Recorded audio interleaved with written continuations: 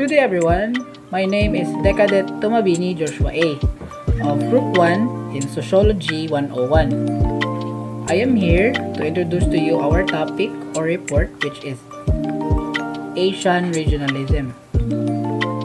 The objective of our report is, or are, number 1, to define or describe what is Asian regionalism. Number 2, to tell the difference between regionalization and regionalism. Number 3, to tell why countries form regional organizations. 4, give examples of Asian regionalism. 5, to define what is regionalism. 6, to let you know what are the advantages and disadvantages of regionalism. 7, to let you know the factors of regionalism. 8, to differentiate regionalism from globalization. And lastly, to discuss what is regionalism in the Philippines. So I hope that by watching this video, you'll learn something from our discussion. Asian regionalism is defined as a political ideology that favors a specific region over a greater area. Also, it is usually result due to political separations, religion, geography, culture boundaries, linguistic region, and managerial division. Asian regionalism is a great remedy for nation-state system for saving it from complete decay to the down of globalization. So it is because one of the opportunity that regionalism brings is the preservation of culture and traditions. So for us, we all know have a more diverse culture and traditions that were influenced from different countries due to globalization. So this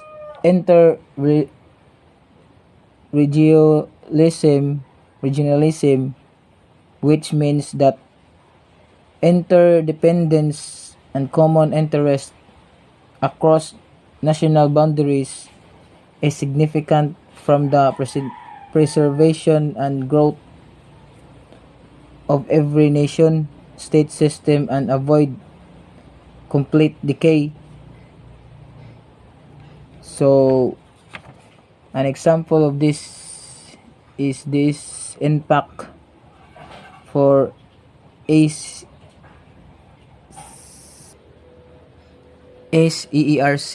or the South Asian Association for Regional Cooperation. So this organization, which bring economic, technological, social, and cultural development, emphasizes collective self-reliance among South Asian countries, which includes the Philippines. So to preserve that their own culture, so they emerge so from region to region, or with the same interest, common interest with their national boundaries, so they can form this to have original cooperation. Good day, sir. I am the Cadet Kaminade. So for today I'm going to differentiate between regionalism and regionalization. So regionalism is a theory or practice of regional rather than a central system of administration or economic to rubber political application. So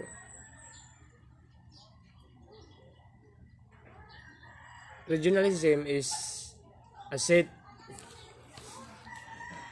of principle and belief leading to the formation of regions, while the organisi- uh, while the regionalization is division of nation into a set of provinces. So regionalization is defined on increase in across border flow of capital goods and people within a specific geographic area. In contrast, regionalism is defined of political well ends of attached as suplex to create formal arrangement among state geographical restricted basis. So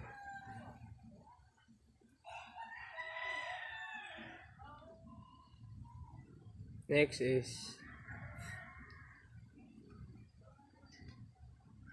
why countries form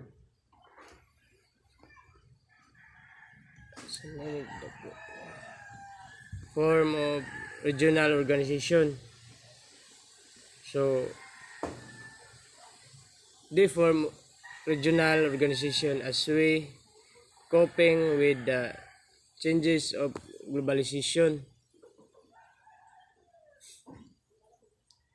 So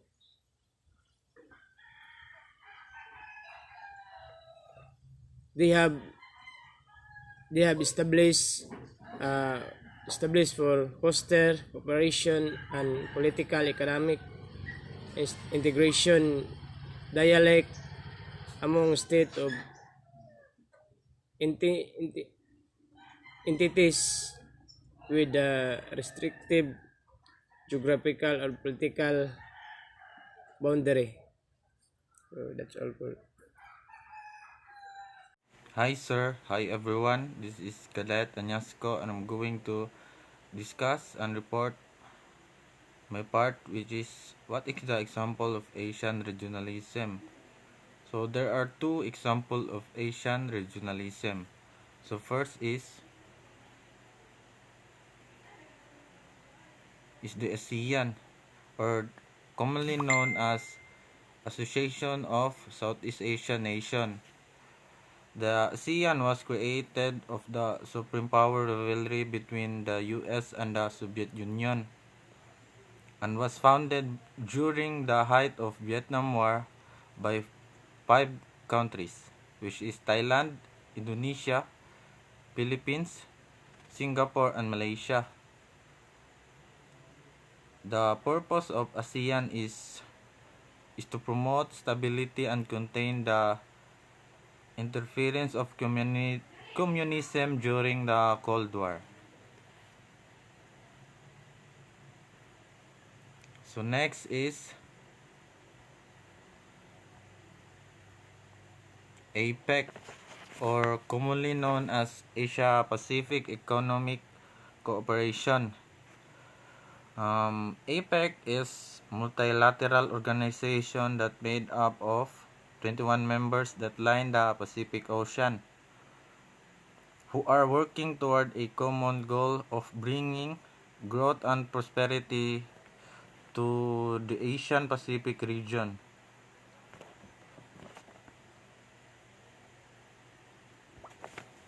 APEC culturally diverse. It includes developing and advanced economic. APEC is also a home of 3 billion people, accounting half of world trade and more than half of global economy. So that's all, and thank you. So, good day everyone. I'm Decadet Monyaski and I'm here to report about regionalism. So, what is regionalism? It is the process of closer economic integration of countries within a region that divides into area called segments. So, meaning to say, it mostly focuses on regions since they are smaller compared to larger areas.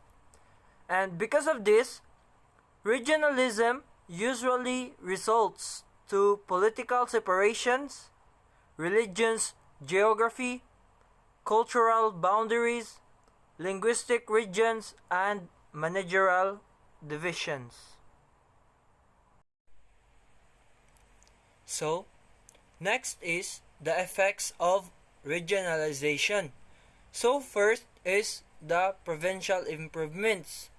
So, it seeks to improve public administration at a subnational level.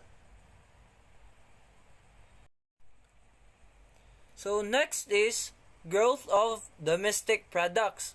So, regionalization is the concentration of economic activities. So, trade in goods and services, movement of capital and people within a particular region or country. So, an indicator of this process is the increase of intra-regional trade as a percentage of world trade and of the region's own trade. So, in East Asian, intra-regional trade is a proportion of world trade increased by more than 3 points from 1990 to 2001. So, in the same period, as a proportion of the region's own trade, intra-regional exports grew from 40.1 to 47.5%.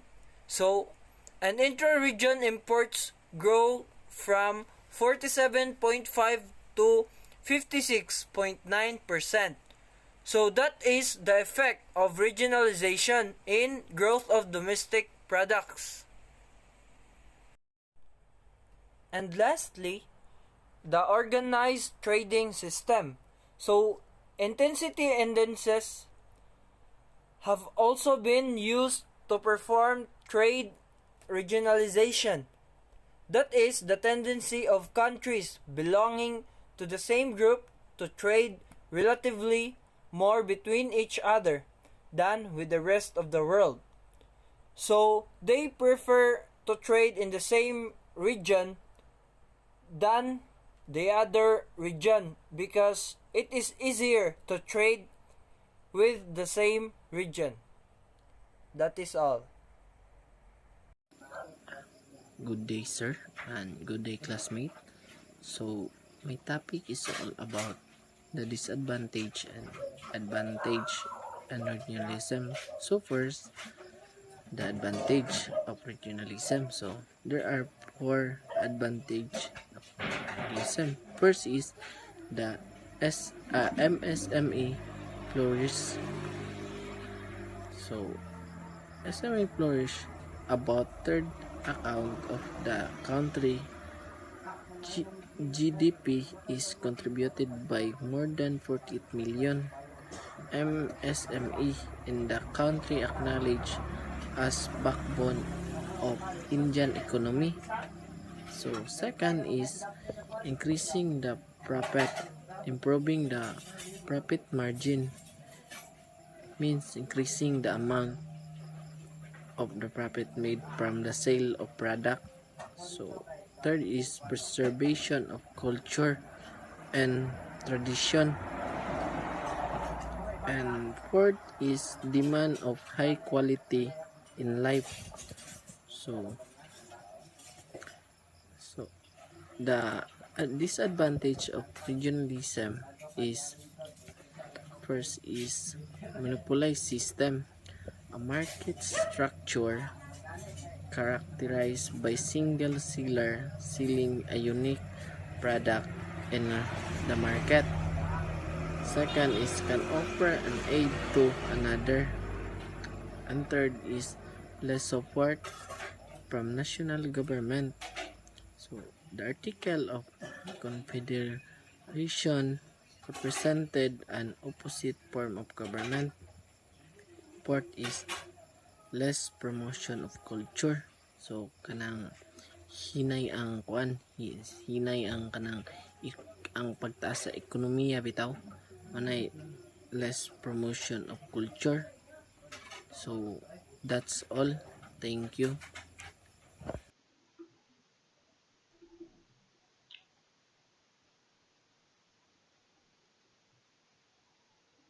Good day, sir. I am Nicole John P. Mendoza, and I am going to talk about what is the difference of regionalism and globalization.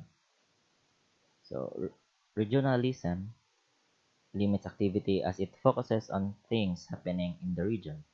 It means cultural, economic, and knowledge exchanges with external parties are focused on a region rather than what's outside of it.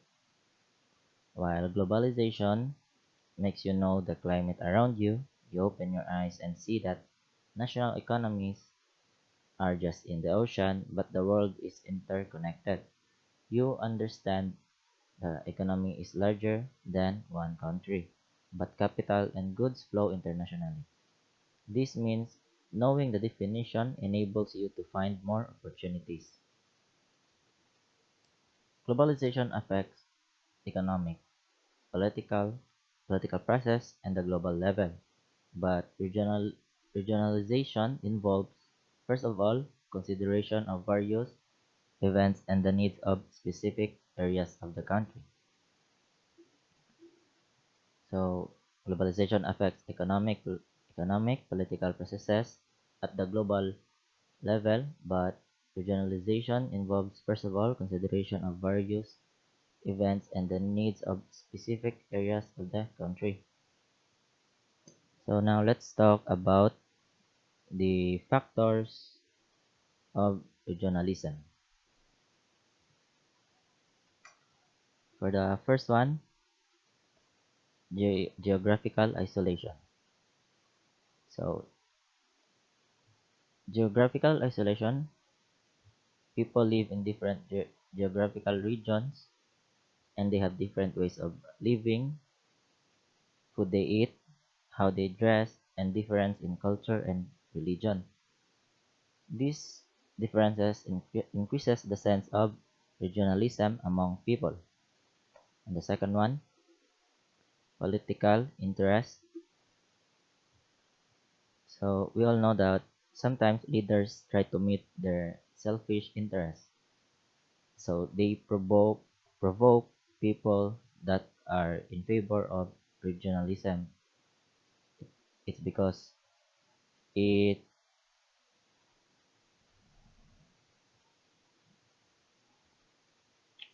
it contradicts their interests. For the third one, language and ethnicity. As we know, there are different ethnicity and languages around the world. This is why language and ethnicity are two of the most important factors of regionalism. And for the fourth one, development. Some regions are being deprived from development for a long time. Regions that are not being included in developments, most of them support the aim of regionalism. So that would be all. Thank you. So, good day everyone. I am Cadet Joshua A. Tumabini and I am here to report about regionalism in the Philippines. So, regionalism in the Philippines. Regionalism in the Philippines can be traced to its history and geography. The Philippines is separated from the rest of Asia by water. It is an archipelago with approximately 7,000 islands or islands and islets. According to the Philippine National Statistics Office 2000, the population of the Philippines is 76.5 million. More than half of the people, 58%, live in the cities. The majority of the population is of Malay origin or Malay origin. Today, 91.5% of Filipinos are Christian Malays, while Muslim Malays comprise only 4% of the population. So there are many Christian Malays than Muslim Malays in the Philippines. According to 1998 World Fact Book CIA.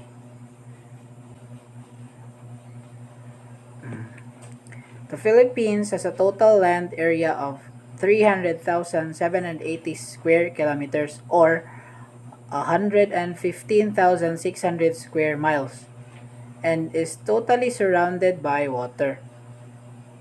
Because of its isolation by water from the rest of Asia, the Philippines has qualities unlike its Asian neighbors. It is the only Asian Christian nation and is prominent democracy in Asia. According to Niles Mulder, 1997, who observed the Philippines intermittently for 10 years,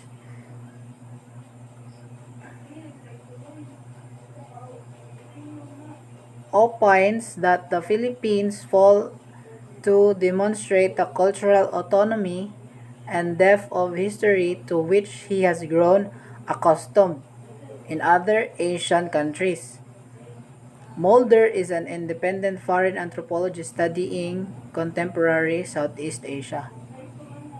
Perhaps the Philippines is unlike its Asian neighbors because of its physical separation from the rest of Asia and its colonial history. So, the Philippines is different from the rest of Asian countries because um, it is an archipelagic country. It is evident because there are so many islands in the Philippines. It has 7,000 or more islands. So, I guess that's the only Asian country that has that many islands. So, that's it. That's why the Philippines is different from other Asian countries. Next, physical and language barriers. Because the Philippines is an archipelago, many of its provinces are separated from each other by water. On the other hand, large islands like Luzon and Mindanao are dotted with mountain ranges that also separate different land areas.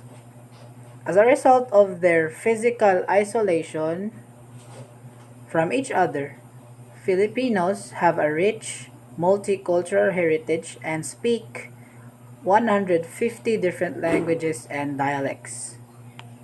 Physical and language barriers have also contributed to the growth of regionalism. So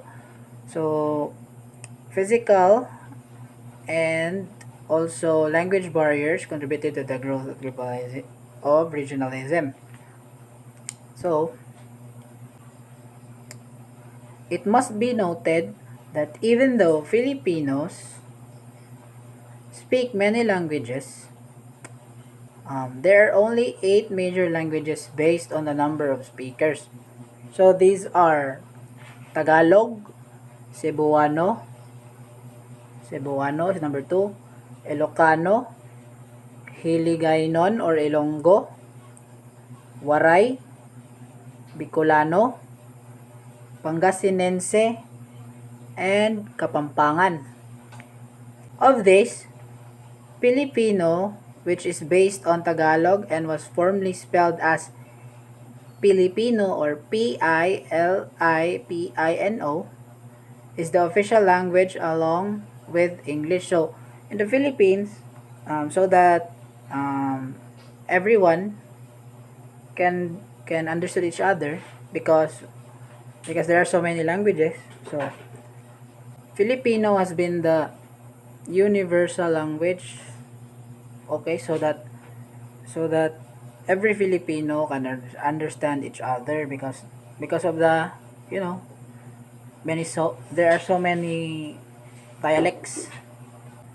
Most textbooks, laws, signboards, and mass media are either in English or Filipino. So, and because of many languages that Filipinos speak, so only English and Filipino um, are used on textbooks and signboards and mass media because or so that everybody can understand. Okay, so that's it. Regional differences are heightened in urban centers. At the University of the Philippines in Metro Manila, students tend to group themselves according to their regional orientations. Spirito, 2002, notes that regionalism also dictated the choice of residence, network of friends, and patterns of organization. According to to Espiritu, that this regionalism has um, mga pilianan sa tao para mo to choose either residence, friends, and patterns of organization. So that syempre kita if we meet people, so we want that people to be like as the same religion as us, the same language as us, right? So that's it. Page 89 of Filipino immigrants of the United States. Indeed, Filipinos who haul from the same regions tend to group together wherever they are. They tend to warm up to others who come from the same province as theirs. As Philippine historian Teodoro Agoncillo, 1975, concludes, the Filipino does not think in terms of national boundaries but of regional homogeneity. Okay. Next is regionalism as a result of colonialism. Another cause of regionalism is the colonial past of the Philippines under Spain and the United States. Spaniards encouraged regionalism to dissipate any nationalist revolt against them. They practiced a divide and rule policy wherein they employed Filipino soldiers from one region to put down an uprising in another region. So, in the past, the Spaniards like they sent people, they said they send our wait they recruit, okay, they recruit one of our countrymen to negotiate, to lay down their arms, against the Spaniards. So that's what's it what so that's what it is all about, the divide and rule. So in addition, Spanish friars, in their desire to evangelize, studied the native tongues and incorporated Catholicism into Filipino social customs and religious observation. So, mga pari daw, mga priest, Spaniard priest learned or studied Filipino language so that people can be could be influenced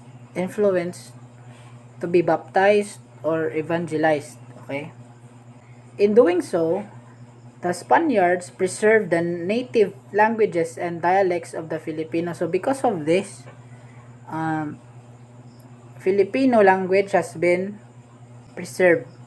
Okay, it was preserved because it was used frequently, because even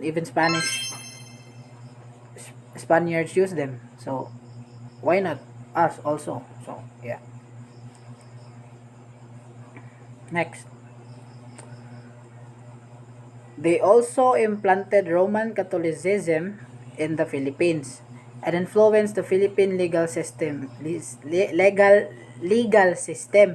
social institutions, literature, and arts. So, my religion is Roman Catholic. So it is because of the Spaniards. Okay, and also Philippine legal system and social institutions, literature, and arts. Meanwhile, the American colonial rule also unwittingly encouraged regionalism. So also American colonializers encouraged regionalism. Okay?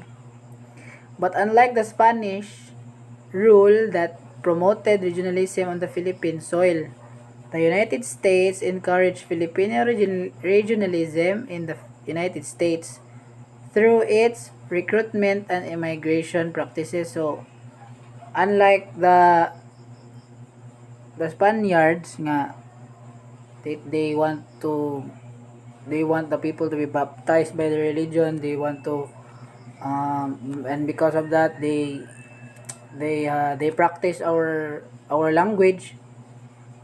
So American colonizers did not do so, but instead they uh, they made it through recruitment and immigration practices. So 'di ba? It is evident because there are many people or many Filipinos migrate to the states, 'di ba? So that's all for regionalism as a result for colonialism.